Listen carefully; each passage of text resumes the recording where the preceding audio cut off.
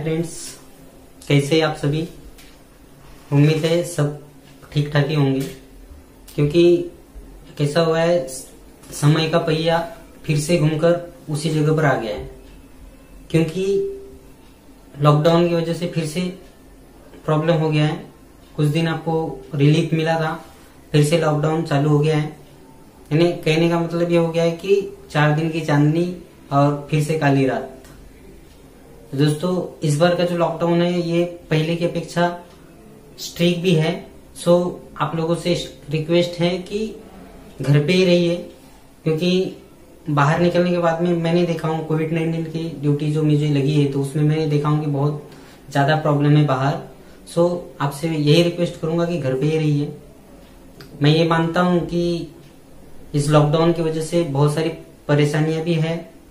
आर्थिक परिस्थिति बहुत खराब है, बहुत सारे लोगों को खाने पीने के भी लाले पड़े हुए हैं।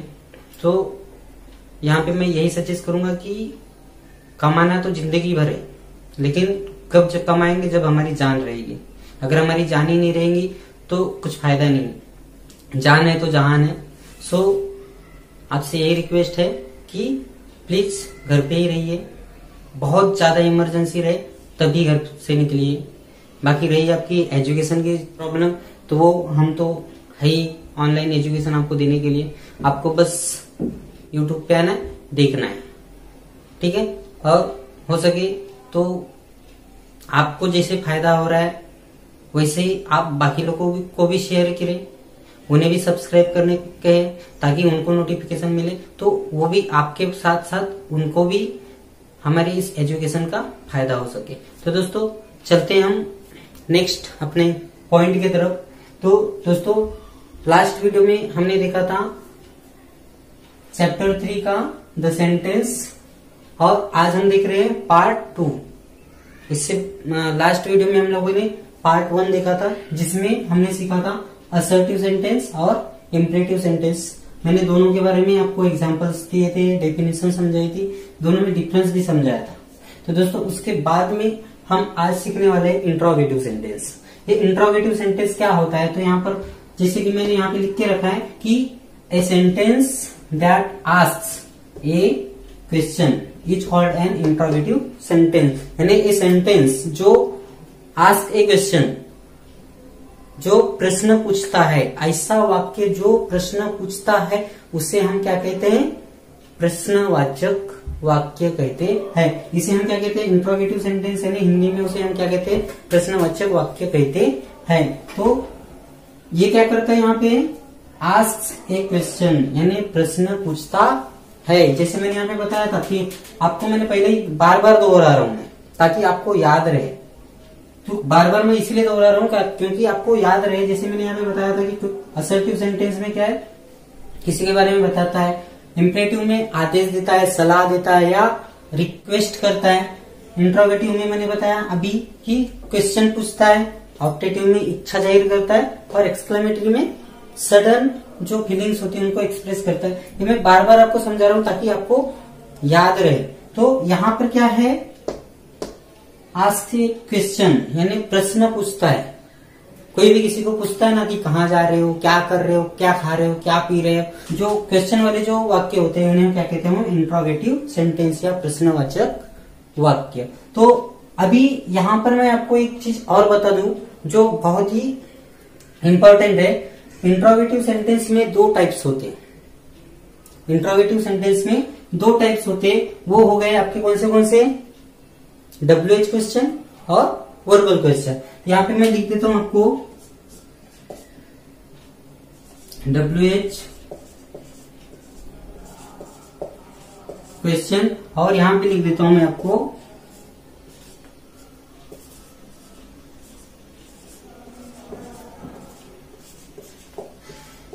Verbal question.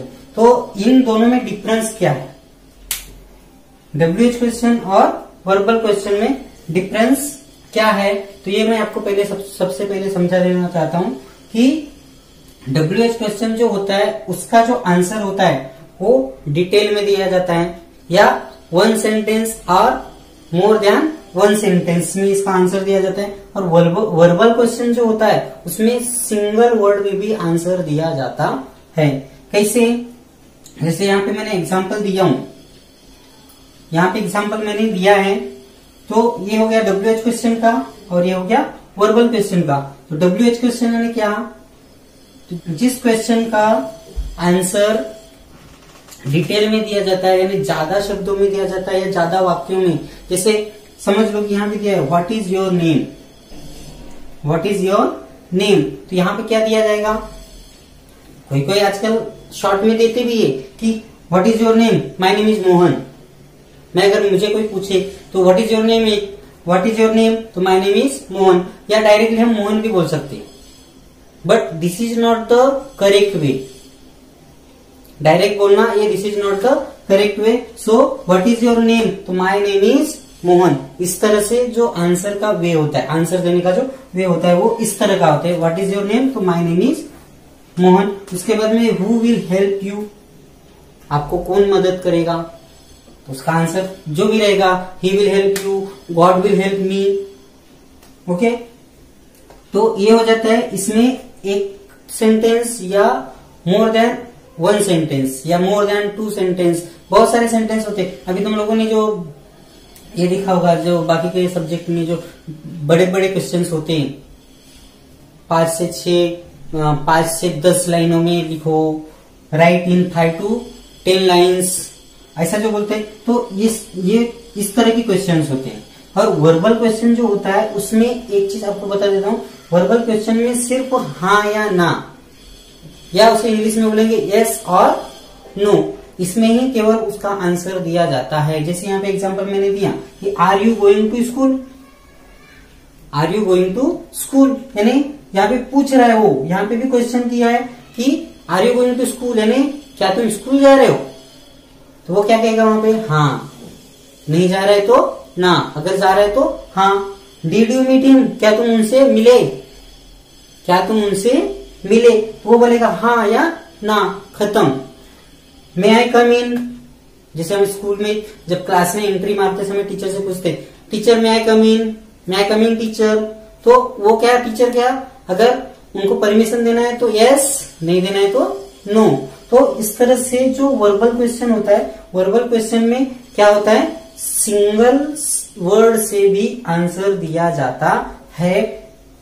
WH क्वेश्चन में क्या होता है, सिंगल वर्ड से आंसर नहीं दिया जाता है, उसमें डिटेल में दिया जाता है, वन सेंटेंस और मोर देन वन सेंटेंस। तो अभी यहाँ पे ये आपको समझ में आ गया कि दोनों में डिफरेंस ये है। दूसरा डिफरेंस ये दोस्तों कि इसके को किस बेस पर डिवाइड किया गया है, तो उसका जो दूसरा जो डिफरेंस है वो किसके आधार पर हम लोगों ने डिवाइड किया है वो यहाँ पर हम देखेंगे। तो WH क्वेश्चन क्यों बोला जाता है इसे, और इसे वर्बल क्वेश्चन क्यों बोला जाता है, तो इसका रीजन है कि इसके जो स्टार्ट होती है, WH क्वेश्चन जो स्टार्ट होता है वो WH से होता है। जैसे यहाँ पे मैंने एग्जाम्पल लिख के रखा हूँ, what, when, which, who, why, how, और भी बाकी के वर्ड्स है जिससे इसका स्टार्ट होता है, ये क्वेश्चन स्टार्ट होता है। यहाँ पे देखो पहले आपने WH, यहाँ पे WH, यहाँ पे भी WH, यहाँ पे भी WH, यहाँ पे भी WH, यहाँ पे भी WH, यहाँ पे WH, यानी HOW है लेकिन यहाँ पे भी WH है। तो ये जो शब्द है, इन शब्दों से क्या होता है, यहाँ पर WH क्वेश्चन स्टार्ट होता है। यानी ये क्वेश्चन जो होते हैं, ये क्वेश्चन क्या होते हैं, इन वर्ड से स्टार्ट होते हैं। तो हर वर्ड में WH है, इसलिए इस जो क्वेश्चन है इनको हम WH क्वेश्चन कहते हैं। दूसरी बात, यहाँ पे वर्बल क्वेश्चन है। अभी वर्बल क्वेश्चन में मैंने बताया कि हाँ या ना में जवाब दिया जाता है, तो इसका भी, इसके पीछे का क्या रीजन है, इनको वर्बल क्वेश्चन क्यों कहते हैं। तो वर्बल क्वेश्चन इसलिए कहते हैं क्योंकि यहाँ पर जो हेल्पिंग वर्ब होता है, हेल्पिंग वर्ब जैसे एम, इज, आर, जैसे मैंने यहाँ पे लिख के रखा है, am, is, are, was, were, shall, will, do, does, did, can, may, इन शब्दों से जो स्टार्ट होता है क्वेश्चन, तो इन शब्दों से जो स्टार्ट होने वाले जो क्वेश्चंस होते हैं उनके आंसर किस में मिलते हैं, एस, आर, नो में उसके आंसर आते हैं। तो यहाँ पर मैंने लिखा हूं am, is, are, was, were, shall, will, do, does, did, can, may. उसके बाद में कुड, वुड, बहुत सारे और भी शब्द है। तो इस तरह के जो ये शब्द जो है इन्हें क्या कहते हैं हम लोग, हेल्पिंग वर्ब। तो हेल्पिंग वर्ब से जो स्टार्ट होते हैं, जैसे यहाँ पे are you going to school, यहाँ पर ये क्या हो गया, हेल्पिंग वर्ब हो गया। तो हेल्पिंग वर्ब से जो स्टार्ट होता है उस क्वेश्चन को हम क्या कहते हैं, वर्बल क्वेश्चन। यहाँ पे भी डिड, ये डिड जो है ये क्या है, हेल्पिंग वर्ब है। मे, ये भी क्या है, हेल्पिंग वर्ब है। तो इनसे जो स्टार्ट होते हैं, जो क्वेश्चंस इनसे स्टार्ट होते हैं, उन क्वेश्चंस को हम वर्बल क्वेश्चन कहते हैं और इनका आंसर केवल एस आर नो में दिया जाता है। इसमें WH क्वेश्चन में व्हाट, हु, उसके बाद में अगर हम थर्ड देखेंगे तो देखेंगे हम where is my book, question mark. ठीक है, तो वेयर इज माई बुक, मेरी बुक कहाँ है, मेरी किताब कहाँ है, मेरी पुस्तक कहाँ है, तो उसका आंसर क्या आएगा, मेरी बुक कहाँ है। तो जो पूछेगा उसको क्या बोलोगे, आपकी बुक टेबल पर है, your book is on the table. यानी कंप्लीट सेंटेंस में बोलेगा, पूरा सेंटेंस में बोलेगा, ऑन द टेबल भी बोल सकते, लेकिन जो वे होता है, जो आंसर देने का जो वे होता है वो your book is on the table, यानी पूरे सेंटेंस में बोला जाता है। या इसके बड़े बड़े क्वेश्चन आंसर भी होते हैं जो लंबे लंबे 5 to 10 लाइन्स, 10 to 20 लाइन्स में भी आते हैं, इसके जो आंसर होते हैं। तो ये यहाँ पर आपको समझ में आ गया। दूसरी बात आपको मैं यहाँ पर इंपॉर्टेंट बात ये बता दूं कि इंट्रोगेटिव जो सेंटेंस होता है, इंट्रोगेटिव सेंटेंस में क्वेश्चन मार्क लगाना जरूरी होता है। अगर आपने क्वेश्चन मार्क नहीं लगाया तो वह वाक्य, वह सेंटेंस इंट्रोगेटिव सेंटेंस नहीं कहलाएगा। इंट्रोगेटिव सेंटेंस का सबसे बड़ा आइडेंटिफिकेशन क्या है, क्वेश्चन मार्क, क्योंकि वहां पे प्रश्न पूछ रहा है ना। जब तक अगर हम यहाँ पे हमें क्या समझ में आएगा कि प्रश्न पूछ रहा है नहीं पूछ रहा है, वो समझ में नहीं आएगा। कब समझ में आता है, जब वहां पे क्वेश्चन मार्क रहेगा। ठीक है, तो यहाँ पर आपको मैंने एग्जांपल्स के साथ में भी समझाया दिया कि इंट्रोगेटिव सेंटेंस के दो प्रकार होते हैं। फर्स्ट होता है आपका WH क्वेश्चन, सेकेंड होता है वर्बल क्वेश्चन। WH क्वेश्चन किससे चालू होता है, व्हाट, हु, वेयर, और बाकी यहाँ पे मैंने लिख के दिया हूं आपको, आप चाहिए तो इसका स्क्रीनशॉट लेके बाद में आप याद भी कर सकते हैं। वर्बल क्वेश्चन का क्या है, हेल्पिंग वर्ब से जो स्टार्ट होता है उससे, उसके भी यहाँ पर बाकी के मैंने हेल्पिंग वर्ब लिख के रखे, और भी बाकी हेल्पिंग वर्ब्स होते हैं, लेकिन यहाँ पर मैं केवल इतना ही बताया। ठीक है, तो यहाँ पर आपको इंट्रोगेटिव सेंटेंस याद रखना है। ठीक है, तो दोस्तों अभी चलते हैं हम लोग ऑप्टेटिव सेंटेंस की तरफ। ऑप्टेटिव सेंटेंस में जैसे कि मैंने बताया था कि इच्छा जाहिर की जाती है, तो उसके हिसाब से हम देखेंगे। यहाँ पर लिखा हुआ है, मैंने पहले से लिख के रखा है। ये मैं इसलिए लिख के रखता हूं कि लिखने में ज्यादा टाइम बर्बाद ना हो, इसलिए। तो ऑप्टेटिव सेंटेंस यानी क्या, तो a sentence that expresses blessing, prayer, curse और विश, यानी ऐसा वाक्य जो क्या प्रकट करता है, आशीर्वाद, प्रार्थना, श्राप या इच्छा।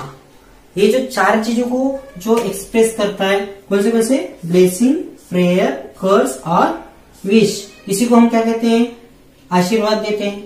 उसके बाद में हम लोग प्रार्थना करते हैं, उसके बाद में किसी को हम श्राप भी देते हैं, उसके बाद में किसी के प्रति हम इच्छा जाहिर करते हैं। तो ये सारी चीजें जो जिस वाक्य में प्रकट की जाती है, उन वाक्यों को हम क्या कहते हैं, ऑप्टेटिव सेंटेंस कहते हैं या ऐच्छिक वाक्य कहते हैं। जैसे यहाँ पे एग्जांपल के लिए मैंने यहाँ पे दिया हूं कि अलग अलग मैंने यहाँ पे ब्लेसिंग का, प्रेयर का, कर्स का और विश का, चारों के चार एग्जांपल्स मैंने यहाँ पर ऑलरेडी लिख के रखे हैं ताकि आपको समझने में आसानी हो। तो समझ लो कि पहला अगर अपन ने एग्जांपल लिया तो उसमें क्या हो गया, may you live long, may you live long, यानी ये क्या हो गया, एक ब्लेसिंग हो गई। जब कोई बड़ा, जो उम्र में बड़ा आदमी होता है, तो हम जब उनके पैर पड़ते हैं तो क्या होता है, वो हमें आशीर्वाद देते हैं कि जीते रहो।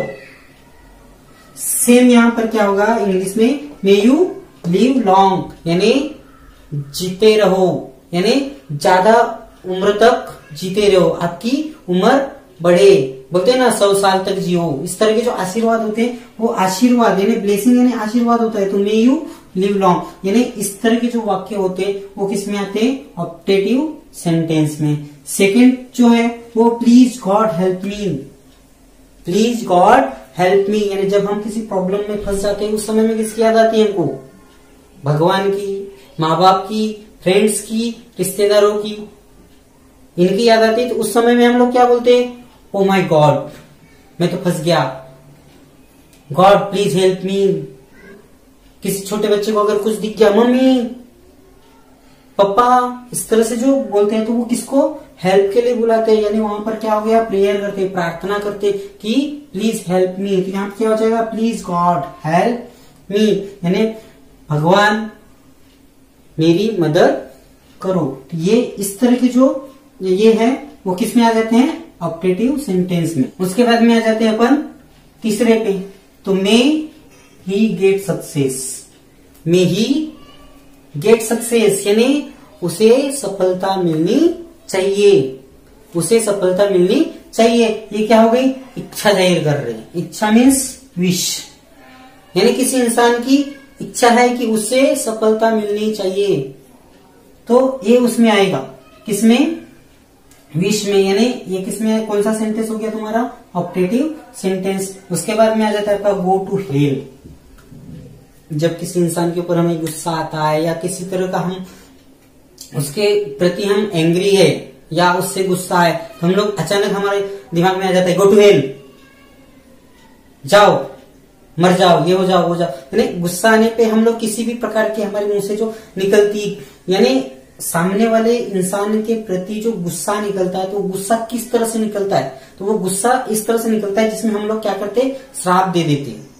पहले के जमाने में भी ऋषि मुनि श्राप देते थे, आज के समय में बहुत सारे लोग श्राप देते हैं, लेकिन बहुत सारे लोगों को लगता है, बहुत सारे का नहीं लगता, लगता भी है नहीं लगता है, वो गॉड नोज, हमको नहीं पता।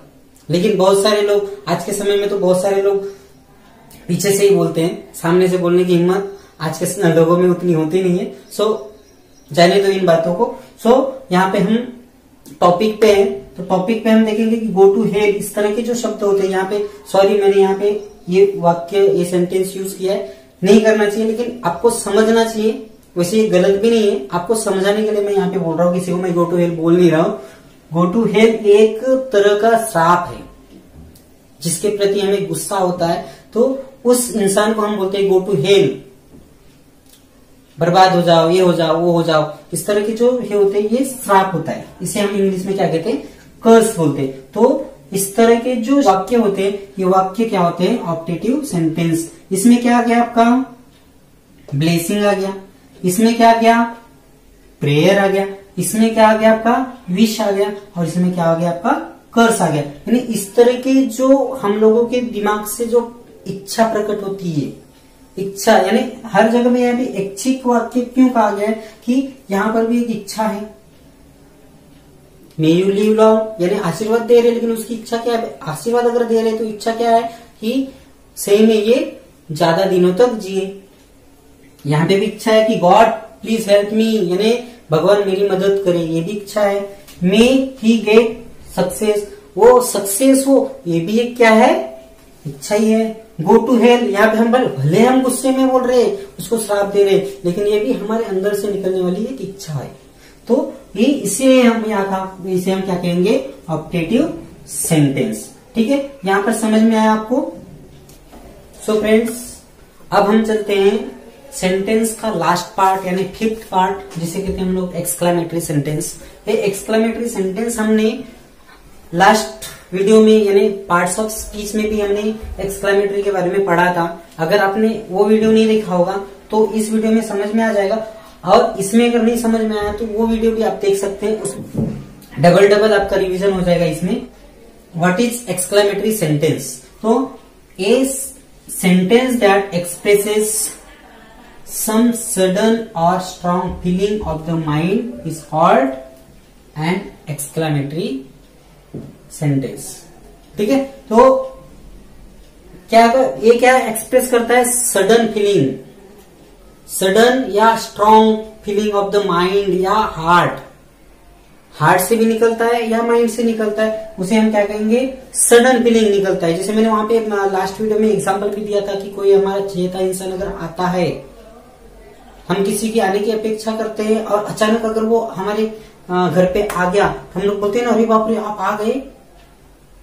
तो इस तरह का जो सडन हमको कुछ सरप्राइज मिल जाता है। कोई मैच अगर एकदम सस्पेंस है, एकदम सस्पेंस मैच है और उसमें अगर हम लोगों की टीम जीत जाती है, वाह जीत गए, इस तरह से जो अचानक जो हमारे हार्ट से या हमारे माइंड से जो स्ट्रांग फीलिंग आती है, इस फीलिंग को ही हम इन वाक्यों के द्वारा एक्सप्रेस करते और इन्हीं वाक्यों को हम क्या कहते हैं? एक्सक्लेमेटरी सेंटेंस कहते हैं। जैसे यहाँ पे एग्जाम्पल मैंने लिखा है, तो what a beautiful seen it is, what a beautiful seen it is, यानी कितना सुंदर दृश्य है, वाह क्या दृश्य है, कितना अच्छा दृश्य है। इस तरह से बोलते हैं ना, अगर अचानक कोई अच्छा एक दृश्य या बहुत अच्छा सीन दिखा, किसी ग्रीनरी में हम गए, बरसात के टाइम पे बहुत अच्छे अच्छे ग्रीनरी होते हैं, जहाँ पे जाने के बाद में हमारा वहां पे जागने का, देखने का मन होता है, वहां पे जाकर बैठने का मन होता है। तो वो ऐसे अचानक कोई अच्छी चीजें अगर दिख गई तो हम बोलेंगे ना, wow what a beautiful scene. इस तरह से हम लोग वहां से अंदर से जो फीलिंग्स निकलती है, स्ट्रॉन्ग फीलिंग निकलती है, वो दिल से निकलती है या दिमाग से निकलती है। तो ऐसे फीलिंग्स को हम इन वाक्यों के द्वारा क्या करते हैं? एक्सप्रेस करते हैं। सेकेंड आ जाएगा ब्रावो, वेल प्लेड। बताया ना मैंने कि अगर अभी टीम जीत गई, उसमें हम लोगों ने बोला अभी किसी प्लेयर के द्वारा अगर टीम जीतती है, कोई प्लेयर अगर बहुत अच्छा खेलता है और उसकी वो अपने दम पर अगर टीम को जिता के देता है, तो उस प्लेयर को हम क्या बोलेंगे? वाओ ब्रावो वेल प्लेड, यानी तुम्हारी वजह से हमारी टीम जीती, यानी वो बोलेंगे तुम बहुत अच्छा खेले। तो इस तरह से यानी वो अंदर से फीलिंग आती है। थर्ड आ जाएगा अलास, आई एम रूइन। जैसे मैंने लास्ट इसमें भी बताया, अरे बाप रे मैं तो बर्बाद हो गई, हाय रे मैं तो बर्बाद हो गई। यहाँ पे अलास यानी क्या होगा? हाय रे। यहाँ पे लेडीज हो जेंट्स हो, अलास आई एम रूइन, हाय रे मैं तो बर्बाद हो गया, मेरी दौलत चली गई, मेरा ये हो गया वो हो गया। इस तरह से जो अंदर से फीलिंग्स आती है, इन सभी चीजों को क्या करते हैं? ये वाक्य क्या करते हैं? एक्सप्रेस करते हैं। यहाँ पे एक चीज आपको नॉर्मली बता देता हूँ, जैसे मैंने अपना इंट्रोगेटिव सेंटेंस में बताया था कि इंट्रोगेटिव सेंटेंस को हम कैसे पहचानते हैं, तो उसका इंडिकेशन सबसे पहला क्या होता है? Question mark. वैसे ही यहाँ पर एक्सक्लेमेटरी सेंटेंस में उसका जो आइडेंटिफिकेशन होता है वो क्या होता है? Exclamation mark. जब तक आप किसी सेंटेंस में एक्सक्लेमेशन मार्क नहीं लगाएंगे, तब तक वो आपको एक्सक्लेमेटरी सेंटेंस नहीं लगेगा। सो यहाँ पर हमने देख लिया क्या ऐसा वाक्य जो क्या करता है? हमारी सडन फीलिंग को, स्ट्रॉन्ग फीलिंग को, जो कहां से निकलती है? हमारे दिल से निकलती है, हमारे हार्ट से निकलती है, हमारे माइंड से निकलती है। ऐसी फीलिंग्स को जो वाक्य, जो सेंटेंस एक्सप्रेस करता है, उस वाक्य को या उस सेंटेंस को हम क्या कहते हैं? एक्सक्लेमेटरी सेंटेंस कहते हैं। तो यहां तक के हमने यहां पर पढ़ लिया। अभी मैं शॉर्टकट में आपको बता देता हूं फिर से। असर्टिव सेंटेंस जिसमें हम किसी के बारे में बताते हैं, इंपरेटिव सेंटेंस जिसमें हम किसी को आदेश देते हैं या रिक्वेस्ट करते हैं या सलाह देते हैं। उसके बाद में इंट्रोगेटिव जिसमें हम प्रश्न पूछते हैं, क्वेश्चन पूछते हैं।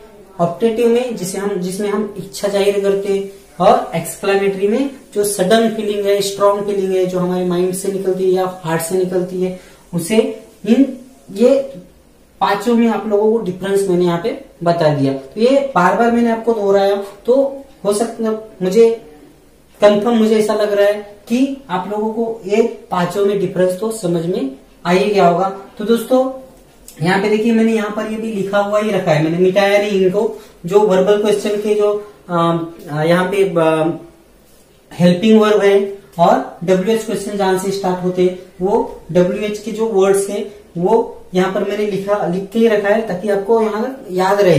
तो ये सारी चीजें जो है ये याद रखिए आप। तो उसके बाद में दोस्तों आज यहीं तक हम सेकेंड पार्ट यहाँ पर कंप्लीट कर चुके हैं। नेक्स्ट वीडियो में हम नेक्स्ट चैप्टर यानी थर्ड पार्ट हमारा हो गया। फोर्थ पार्ट में हम बहुत ही जल्द आपके सामने आएंगे।